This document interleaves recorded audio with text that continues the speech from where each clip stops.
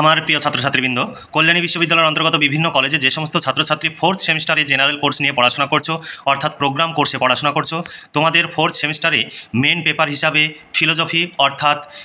Philosophy programme CC 4 paper তোমাদের রয়েছে।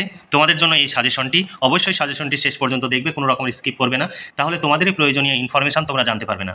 চলো দেখে নিই fourth semester programme course CC 4 পেপারের বড় প্রশ্নের সাজেশন।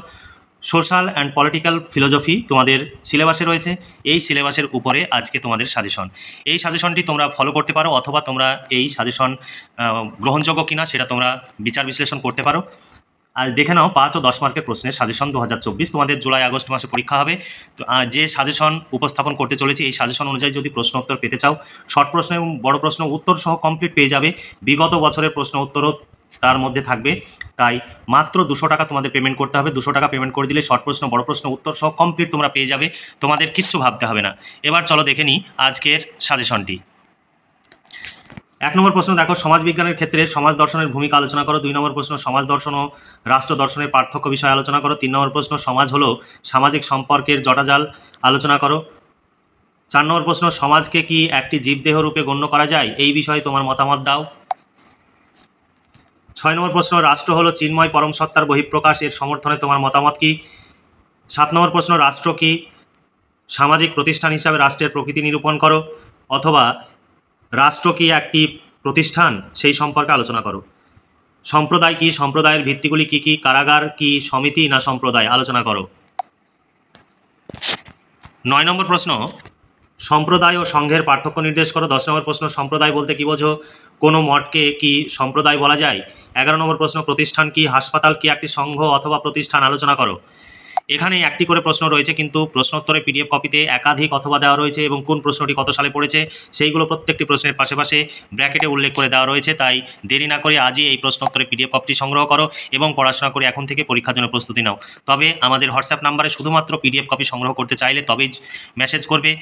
অন্য কোনো কারণে বা নিজস্ব তোমার ব্যক্তিগত কোনো প্রয়োজনে কখনোই মেসেজ করবে না। শুধুমাত্র পিডিএফ কপি সংগ্রহের জন্য মেসেজ করবে। পিডিএফ কপি সংগ্রহ করার পর যদি কোনো প্রবলেম হয় তবে তোমরা মেসেজ অথবা ফোনে কথা বলতে পারবে।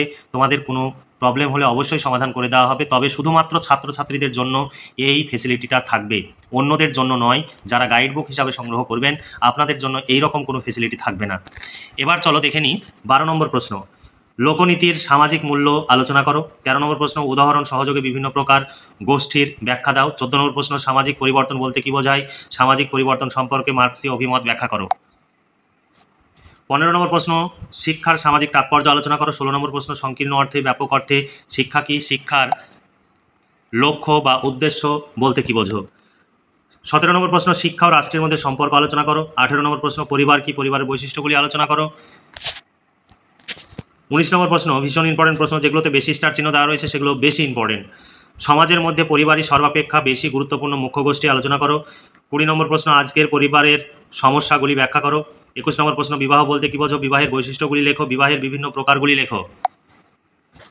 22 নম্বর প্রশ্ন, গণতন্ত্র কি, বিভিন্ন প্রকার গণতন্ত্রের ব্যাখ্যা করো। 23 নম্বর প্রশ্ন, গণতন্ত্র কি, গণতন্ত্রের বৈশিষ্ট্যগুলি আলোচনা করো। 24 নম্বর প্রশ্ন, উদারনৈতিক ও সমাজতান্ত্রিক গণতন্ত্রের পার্থক্য দেখাও।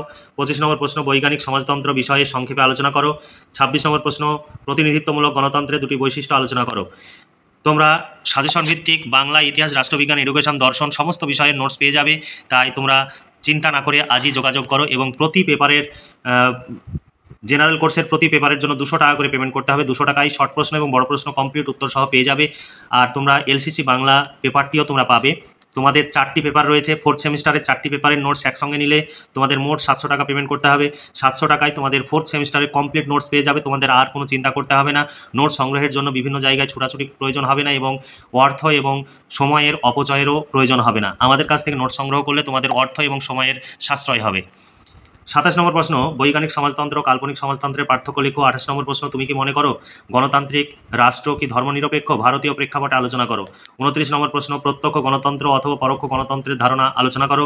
30 নম্বর প্রশ্ন, কাল্পনিক সমাজতন্ত্রের ধারণাটি সবিচার ব্যাখ্যা করো। 31 নম্বর প্রশ্ন, ব্যক্তি স্বাতন্ত্র্যবাদ ও সমাজতন্ত্রবাদের মধ্যে তুলনামূলক আলোচনা করো। 32 নম্বর প্রশ্ন, সত্যাগ্রহ সম্পর্কে গান্ধীজির ধারণা ব্যাখ্যা করো। 33 নম্বর প্রশ্ন, মহাত্মা গান্ধীর অহিংসার প্রত্যয়টি আলোচনা করো। তার মতে অহিংসার মাধ্যমে কিভাবে স্বরাজ লাভ করা যায় ব্যাখ্যা করো।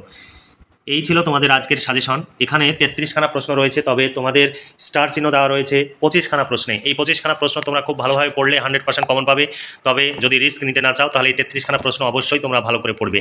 এবার দেখো, তোমাদের প্রথমে এই সাজেশনের প্রশ্নগুলো দেওয়া রয়েছে, তারপরে পরপর সেই প্রশ্ন অনুযায়ী উত্তর এখানে দেওয়া রয়েছে। পুরোটাই কম্পিউটার টাইপ, তোমাদের ভাবতে হবে না এই প্রশ্নগুলোর উত্তর আমি কোথায় পাবো, এবং কোনো একটি বইয়ে তোমরা এই সমস্ত প্রশ্নের উত্তর পাবে না। তার জন্য তোমাদের 2-3টি বই কিনতে হবে, আর তার জন্য তোমাদের খরচও প্রচুর হবে, আর সেই সঙ্গে তোমাদের পরিশ্রমও করতে হবে। আর যদি আমাদের কাছ থেকে নোট সংগ্রহ করো তাহলে একদম পুরো এই সাজেশনের প্রশ্নগুলো সবই একসঙ্গে পেয়ে যাবে, গুছিয়ে পেয়ে যাবে, তোমাদের কোনো রকমের চিন্তা করতে হবে না। আর আমাদের একটাই অফিসিয়াল নাম্বার, এই নাম্বারের বাইরে অন্য কোনো নাম্বার থেকে কখনোই কাউকে ফোন করা হয় না, বা নোটস নেওয়ার কথা বলা হয় না, বা মেসেজ করা হয় না।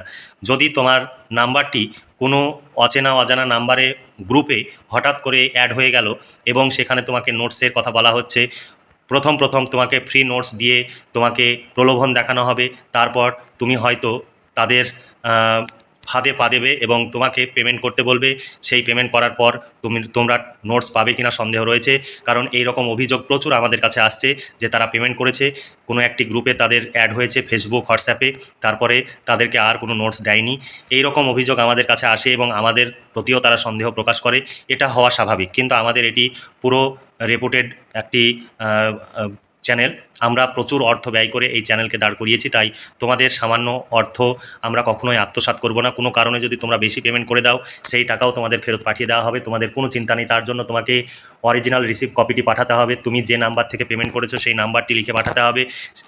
আমরা সেটি যাচাই করে দেখব, যদি সত্যি সেটা তুমি পেমেন্ট করে থাকো বা ভুলক্রমে পেমেন্ট করে থাকো, তোমাকে সঙ্গে সঙ্গেই টাকা ব্যাক দিয়ে দেওয়া হবে। কারণ এই রকম আমরা প্রচুর টাকা ব্যাক দিয়েছি ছেলে মেয়েদের, কেউ 2500, কেউ 3500 টাকা পর্যন্ত পেমেন্ট করেছে ভুল করে, 350 জায়গায় 3500 পেমেন্ট করেছে, 250 জায়গায় 2500 পেমেন্ট করেছে।